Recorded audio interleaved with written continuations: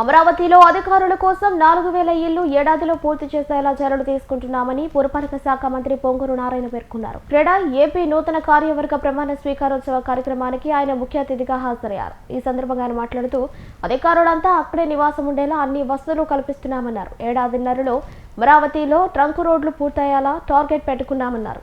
2 ఏళ్లలో లేఅవుట్లో రోడ్లు పూర్తి చేస్తామని పేర్కొన్నారు.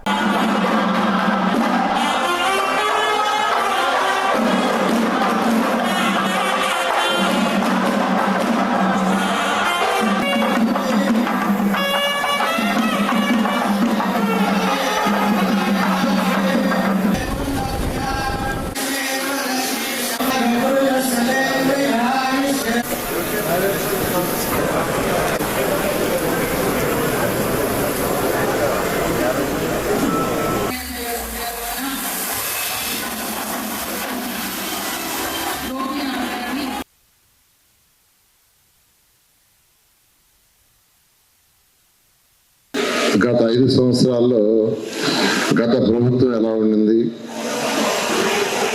ఈ ప్రభుత్వం 11 నెలల్లో అనేక రిఫార్మ్స్ ముఖ్యమంత్రి గారు తీసుకొచ్చారు. ముఖ్యమంత్రి గారు నాకు ఈ పోర్ట్ఫోలియో ఇచ్చినప్పుడు ఒకటే చెప్పారు, రాష్ట్రం ఆర్థికంగా వెనుకబడింది. సుమారు 10 లక్షల కోట్లు గత ప్రభుత్వం అప్పు చేసి మన ఎత్తినేసిపోయింది. గత ప్రభుత్వానికి డెవలప్మెంట్ అనే కాన్సెప్టే లేదు. ఏ ప్రభుత్వమైనా ముందుకు పోవాలంటే ప్రజలకు సంక్షేమం చేయాలన్నా డబ్బులు ఉండాలి. డబ్బులు ఉండాలంటే డెవలప్మెంట్ ఉండాలి. డెవలప్మెంట్ ఉన్నప్పుడే ప్రభుత్వానికి ఆదాయం వస్తుంది. జిఎస్టీ కావచ్చు లేదా ఇతర మార్గాల ద్వారా. ఆదాయం రాకుండా సంక్షేమాలు చేయలేవు, డెవలప్ చేయలేవు, 2 చేయలేవు. కాబట్టి రెండింటినీ 2 కళ్ళుగా భావించి మనం చేయాలంటే రాష్ట్రానికి ఆదాయం రావాలి. ఆదాయం వచ్చే అనేక వనరుల్లో అతి ముఖ్యమైనది real estate and builders construction activity. ఈ కన్స్ట్రక్షన్ ఉన్న సమస్యల్ని సుదీర్ఘంగా చర్చించి సాల్వ్ చేయమని ప్రత్యేకంగా చెప్పారు. కన్స్ట్రక్షన్ యాక్టివిటీ వస్తే దానికి సంబంధించిన అనేక అనుబంధ యాక్టివిటీస్ డెవలప్ అవుతాయి. ఎంతోమందికి ఉపాధి వస్తుంది. కన్స్ట్రక్షన్ యాక్టివిటీ లేకుండా ఉంటే ఉపాధి చాలా మంది కోల్పోతారు. ఒక బిల్డింగ్ కట్టమంటే దానికి ఎలక్ట్రికల్ వస్తువులు కావాలా, ఎలక్ట్రికల్ ఫ్యాక్టరీస్ తయారవుతాయి, ఎంప్లాయ్మెంట్ వస్తుంది. ప్లంబింగ్ కావాలి, ప్లంబింగ్ ఫ్యాక్టరీలు తయారవుతాయి. ఫుడ్ కావాలి, ఫుడ్కి సంబంధించిన అనేక ఇండస్ట్రీస్ వస్తాయి. సో ఏదైతే ఈ కన్స్ట్రక్షన్ యాక్టివిటీ ఉందో దానివల్ల అనేకమైన ఇండస్ట్రీస్ వస్తాయి, ఎంప్లాయ్మెంట్ వస్తుంది, రాష్ట్రానికి ఆదాయం వస్తుంది. కాబట్టి ప్రత్యేకంగా దాని మీద శ్రద్ధ వహించమని చెప్పటం. మీరు క్రీడా సభ్యులు మీరంతా నా దగ్గరికి అనేక సార్లు వచ్చారు, అనేక సార్లు డిస్కస్ చేశారు. నేను కూడా ఎక్కడ మున్సిపాలిటీస్ పోయినా ఫస్ట్ అక్కడ కమిషన్ చెప్పేవాడిని, నేను ఇవాళ మీ మున్సిపాలిటీకి ఇన్స్పెక్షన్కి వస్తున్నాను. లాంగ్ పెండింగ్ ఉన్న కనీసం ఒక 10 బిల్డింగ్ అప్రూవల్ పెండింగ్ ఉండేవి, లేఅవుట్స్ పెండింగ్ ఉండేవి తీయండి, వాడు పురామని చెప్పారు. విశాఖపట్నం ఫస్ట్ పోతే అదే చేశాను.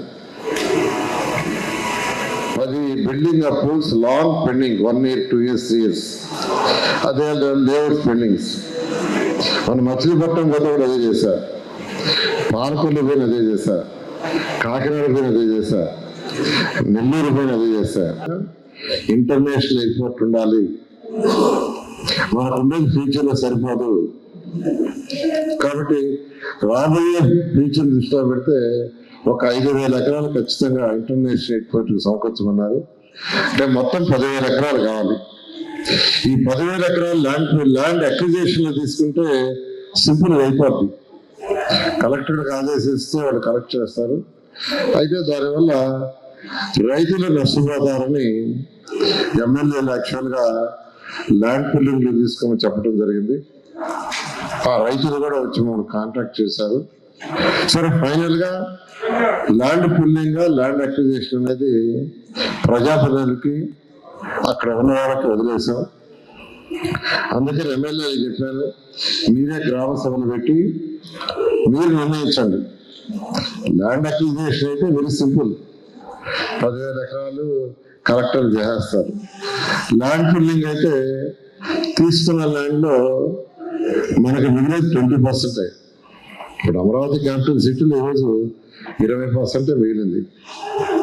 ఆ విధంగా ఈరోజు అమరావతి క్యాపిటల్ సిటీ ఇప్పుడు కట్టేదే కాకుండా ఇక్కడ జనాలు రావాలి, మనుషులు రావాలి, రాష్ట్రానికి ఇన్కమ్ పెరగాలి. ఆ వచ్చే ఇన్కమ్తో అన్ని జిల్లాలకి మనం చేయాలి. ఈరోజు హైదరాబాద్ తీసుకుంటే తెలంగాణలో 75% ఇన్కమ్ హైదరాబాద్ వస్తుంది. ఆ వచ్చిన ఇన్కమ్ని వాళ్ళు అన్ని జిల్లాలకి సపోర్ట్ చేస్తున్నారు. ఆ విధంగా అమరావతి రాజధాని వల్ల వచ్చే ఇన్కమ్ ఈ రాష్ట్రంలో ఉన్న 26 జిల్లాలకి సపోర్ట్ చేయాలంటే ఇక్కడ ఆర్థిక వ్యవస్థ డెవలప్ కావాలని ముఖ్యమంత్రి గారు చెప్తున్నారు. ఆ విధంగా ఈరోజు ఈ సిఆర్డి అడుగులేస్తుంది. అంటే మీకు కూడా ఒక క్లారిటీ కోసం యాక్చువల్గా చెప్తున్నాను.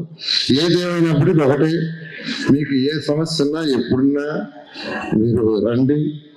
అయితే వచ్చేటప్పుడు ఏంటంటే ఇతర రాష్ట్రాల్లో కూడా ఎలా ఉందో అది కూడా తీసుకొని వస్తే ఖచ్చితంగా మీకు చేస్తామని తెలియజేస్తూ ఈరోజు అవకాశం ఇచ్చిన క్రెడాయ్ కొత్త న్యూ సభ్యులకి, పాత సభ్యులకి, క్రెడాయ్ మెంబర్స్ అందరూ కూడా ప్రత్యేకమైన ధన్యవాదాలు తెలియజేస్తూ సెలవు తీసుకుంటాను. Thank you.